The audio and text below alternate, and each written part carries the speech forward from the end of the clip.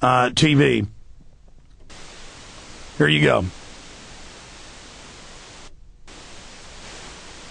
Well, that's funny. Murphy's Law is it's not playing. I tell you, it just never ends, ladies and gentlemen. It absolutely never ends trying to warn people. Oh, God. God almighty. Now, that is bizarre. Can you guys come in here and... know the news yet? There we go. I'm going to start over, and I want to edit that out of the video because I want to post this on the web. I'm asking listeners watching this now at prisonplanet.tv who edit my pieces and put them on the web to cut out that mistake because we needed this to be cogent and focused for everybody out there that is patiently out there watching. Okay, so I'm going to go ahead. Now I'm going to go ahead and play the clip of these folks that really mean well. They're doing a great job. They've got a little bit of the facts, but they have no idea how serious this indeed really is. Here it is.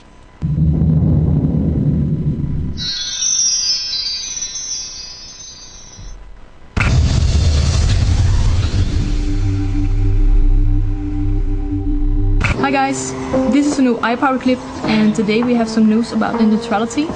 And my name is Tanya and this is the crew. This is Dean, Reese, Ian and Chiron. And I guess Reese will be starting today. Yeah. I'll give you guys a little recap for the people who don't know the news yet. What's happening is information has leaked out about all significant internet providers all over the globe, how they are planning to actually drastically limit and commercialize internet access by the year 2012.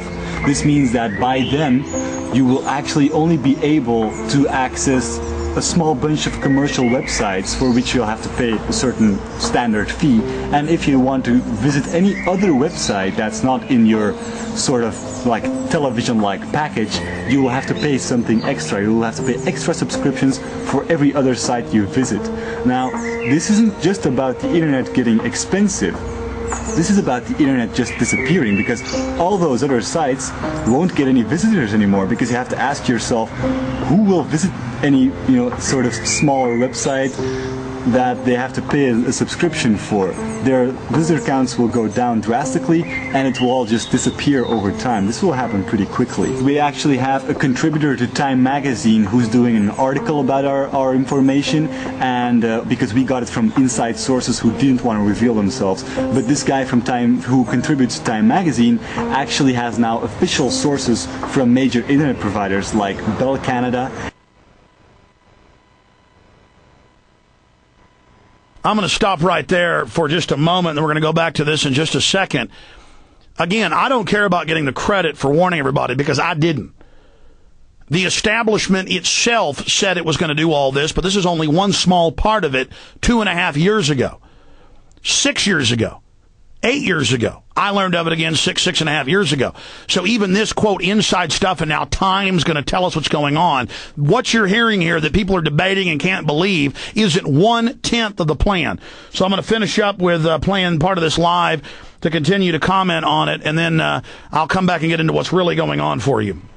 And TELUS, formerly owned by Verizon, who officially confirmed all of our story. The only thing that they didn't confirm was the date, 2012, because they thought it may actually happen sooner in Canada. So that's even more unsettling. Just in case you're wondering who we are and why we are, giving you this information, the thing is, we are internet activists, and we've been very active on the net neutrality front for years now. So that's why we've built up a lot of relations with the industry and with the media. The article will soon be published, probably in Time magazine, with all the confirmations from official sources. So, for those people who are in doubt and stuff, just definitely check that out. And what's really important, what we're going to focus our time on, is actually organizing the people, bring people together so we can actively do something about this, because that's what it's about. I mean, the reason we're making this clip is not to announce doomsday or whatever. We have hope, and that's why we're making this clip. That's what motivates us to make this clip, is the hope to make sure this doesn't happen. And how can we make sure? It's the first step to do is, like we said last week, is spread the word. But in a second step, we have to actually come together, unite our forces, and do something together. Okay. Well, actually, the first thing you need to do is you need to find out exactly what's going on and how wide-reaching this is. That is the first thing that you need to do, and you need to do it immediately. Okay? Now, let me, for everybody out there now, slowly walk through exactly what's happening here. The internet was set up by DARPA. It was built by the Pentagon. And they've had it going back into the 70s, even before that. I mean, we've got emails from the 70s and 80s where White House staff were communicating with different federal agencies over, quote, email or electronic mail. When Al Gore said that he had some vote in the Senate in the early 90s to, before he became vice president, to create the internet, that is just absolutely asinine. The internet, you can go read this in mainline encyclopedias, did not begin in the 90s.